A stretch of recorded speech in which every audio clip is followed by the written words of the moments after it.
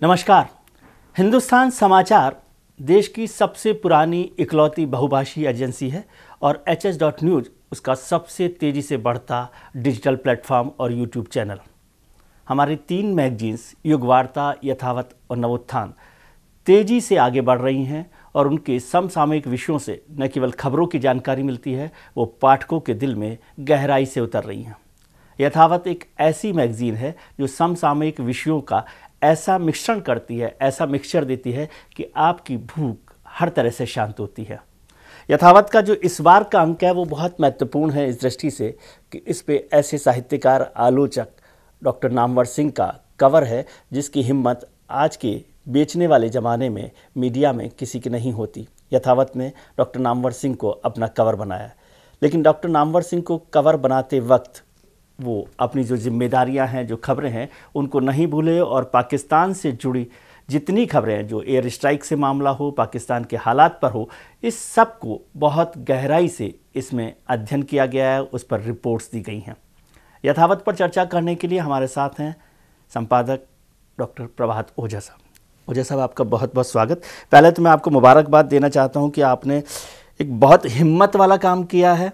ये तो मुझे लगता है कि आपकी जो पर्सनल रुचि है साहित्य को लेकर, उसमें इतनी दिलेरी हो सकती है कि नामवर सिंह साहब तो बहुत बड़ा नाम है, लेकिन मैं मीडिया में देख रहा हूँ पूरी हिंदी की मैगजीन्स में कहीं पर इतने बड़े कथाकार, आलोचक को लेकर कवर नहीं बनाया गया। कैसे आपने ये फैसला? त्रिवेदी साहब, आपने ठीक कहा कि ये हिम्मत का काम था।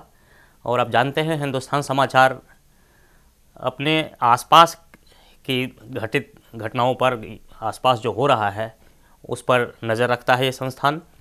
हमारे समूह संपादक राम बहादुर राय जी के इस मामले में बड़ी साफ दृष्टि है कि जो सतत प्रक्रिया है वो चलती रहती है, कभी कम कभी ज़्यादा।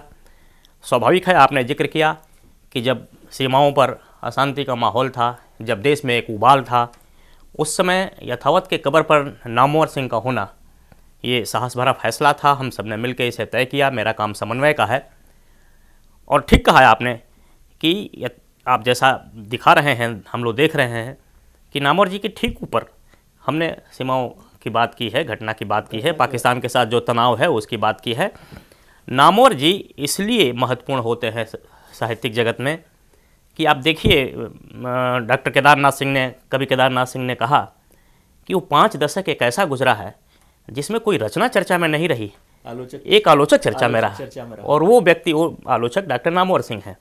तो निश्चित तौर पर जिसने हमारे साहित्य को, और साहित्य के बारे में कहा गया है कि वो हमारे समाज का दर्पण है, हमारे आसपास की चीज़ों को समाहित करता है और व्यक्त करता है, उसमें नामवर सिंह अगर हैं तो ये कबर बनाना हमारा फैसला था। उसमें आपने केदारनाथ सिंह जी का भी जिक्र किया, डॉक्टर राम बहादुर राय साहब की भी उस पर रचना है, काशीनाथ जी जो उनके भाई हैं उनका भी इसमें संस्मरण है और बहुत सारे लोगों के संस्मरण है। और उसमें एक लाइन आपकी है कि नामवर तो नामवर है। हाँ, वो एक विश्वनाथ त्रिपाठी साहब ने जिक्र किया है इसका कि पटना में कोई आयोजन था और नामवर सिंह तब बिल्कुल नौजवान थे। उन्होंने कहा है कि 25-26 साल का एक नौजवान, और लगता था कि जैसे पूर्वी उत्तर प्रदेश के खेतों से कोई निकला हुआ कुर्ता धोती पजामा पहन के आया हुआ व्यक्ति है। हाँ जी, और इतने कम समय, इतनी कम उम्र में वो चर्चित हो चुके थे कि वहाँ के कवि ने पूरी कविता उन पर लिखी। और उसकी ये पहली लाइन है कि नामवर क्या है कहना।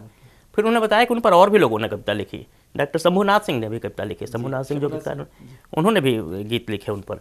तो नामवर जी ऐसी शख्सियत थे।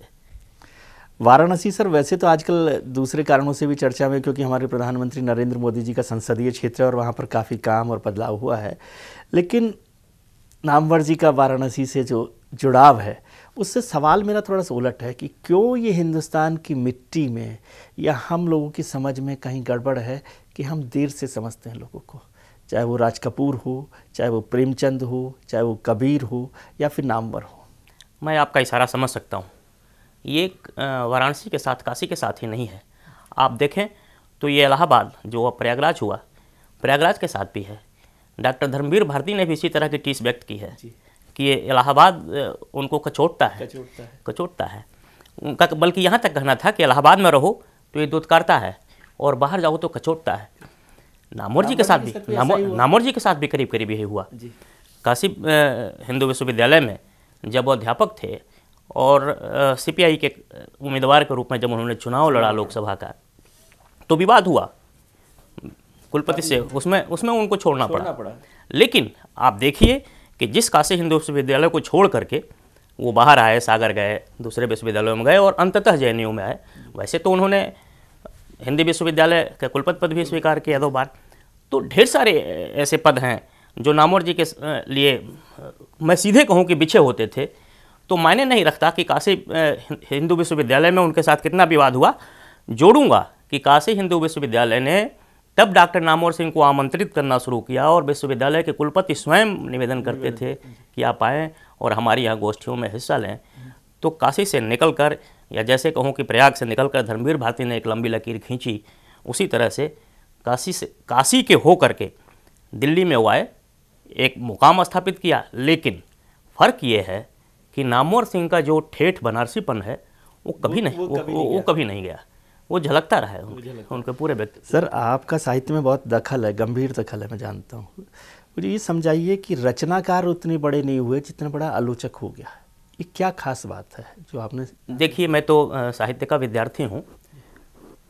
जहाँ तक मैंने समझा है कि नामवर जी सिर्फ इस अर्थ में बड़े नहीं हो गए कि वो आलोचक हैं। आलोचना एक चुनौती है और नामवर सिंह को इसका विरोध भी झेलना पड़ा। किसी के बारे में कहना, अगर आप अच्छा कह रहे हैं तब तो बहुत बढ़िया, और अगर कोई कमी आपने निकाली तो ढेर सारा विवाद। और आप जानते हैं, आपको तो पता है, लेकिन वो निजी रिश्तों में उन्होंने कभी उस आलोचना को नहीं आने दिया। और फिर उन्होंने कहा कि विरोध से आदमी को ऊर्जा मिलती है। नामवर जी ये बार बार कहा करते थे कि विरोध से ऊर्जा मिलती है।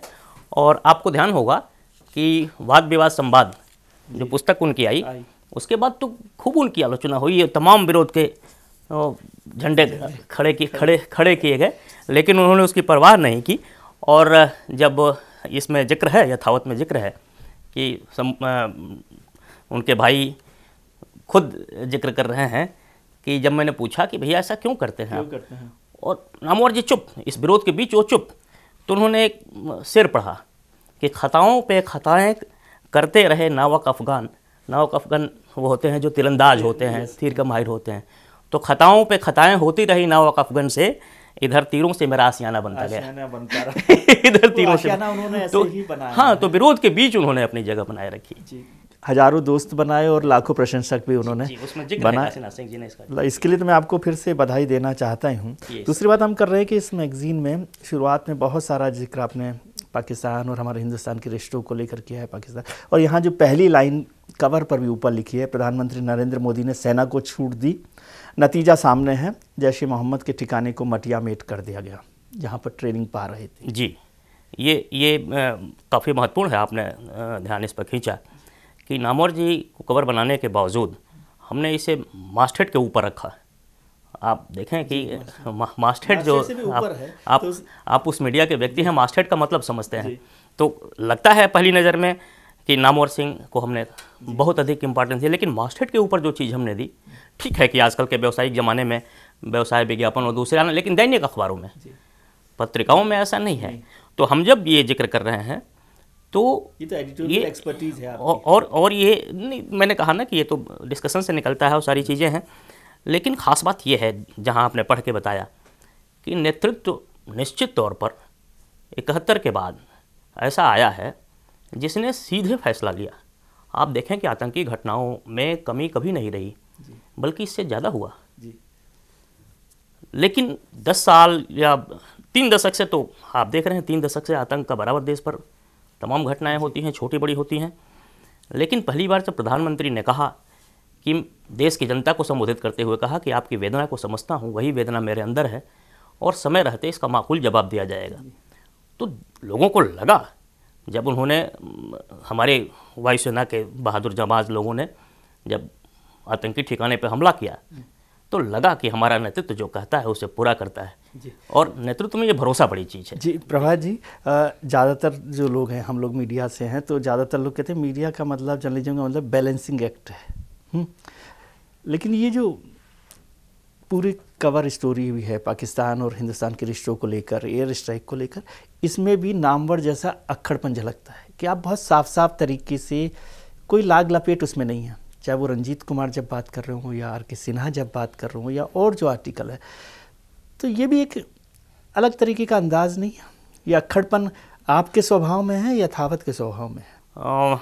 मैं आपका संकेत समझ रहा हूँ कि नामवर जी और सीमा पर तनाव दोनों आप जिस रूप में लेके चल रहे हैं, डॉक्टर नामवर सिंह ने खुद एक जगह कहा है कि भारतीय संस्कृति में विवाद अच्छी बात नहीं होती है, लेकिन आप देखिए कि वही नामवर सिंह इस वाद विवाद को संवाद का जरिया मानते हैं और वहाँ जाके लगता है कि विवाद क्यों, अखड़पन क्यों। तो ठीक आपने ध्यान दिलाया कि नामवर जी का और देश के नेतृत्व में यही बात है, और ये वाद विवाद के कारण जो संवाद बनता है उसमें सच्चाई खास बात है। तो उस सच्चाई को सामने लाना भी मीडिया का दायित्व है, हमारा दायित्व है। ये लग सकता है, आज आप देखें, अगर कोई, हमें कहने में कोई संकोच नहीं है कि एक विपक्षी दल के नेता स्ट्राइक का प्रमाण मांग रहे हैं, सवाल कर रहे हैं, और मेरा दावा है कि अगर वो चौराहे पे ये बात कहें तो लोग इसे बर्दाश्त नहीं करेंगे, माफ़ नहीं करेंगे, क्योंकि ये पहली शर्त है कि हमारी वायुसेना ने वहाँ स्ट्राइक किया। आतंकियों का एक, धनोआ साहब ने भी कहा है कि वायुसेना का काम है स्ट्राइक करना, आतंकियों को गिनना नहीं। बिल्कुल, आपने बिल्कुल ताज़ा वो उनका बयान ध्यान दिलाया, और उसमें उन्होंने कहा कि प्रमाण तो यही है कि उसने प्रतिवाद में कार्रवाई करने की कोशिश की हमारे यहाँ। तो इसे अखड़पन कहें, यथावत का तेवर कहें, तो इसे बरकरार तो रखना होगा, और ये कोशिश होती है। मैंने जैसा कहा कि हमारी एक टीम है, उसके समूह संपादक राम बहादुर राय साहब हैं, तो ये तेवर बना हुआ है, और समन्वय संपादक के नाते मेरा दायित्व है कि इस तेवर को बरकरार रखा जाए। चलिए, बहुत बहुत शुक्रिया आपका, और बहुत बधाई आपको इतना शानदार अंक निकालने के लिए। तो ये यथावत का जो इशू है, यदि आप लेना चाहते हैं, लेकिन मैं कहता हूँ इसको थोड़ा वार्निंग के साथ लेना होगा। यदि आप सच बर्दाश्त करने की हिम्मत रखते हो, आप अक्खड़पन समझते हो, और आप तीखे तेवर को झेलना जानते हो, तो फिर इस मैगज़ीन को ख़रीदना मत भूलिएगा। इस मैगज़ीन को ख़रीदने के लिए, सब्सक्राइब करने के लिए पूरी जानकारी आपको स्क्रीन पर मिलेगी। लेकिन फिर भी मैं कहता हूँ, थोड़े मीठे भी हों, थोड़े मिलावटी भी हों, तो थोड़ा टेस्ट बदलने के लिए ये ज़रूरी है। यथावत पढ़िए, मज़ा आएगा, और तेवर आपके भी बदलेंगे। बहुत शुक्रिया सर।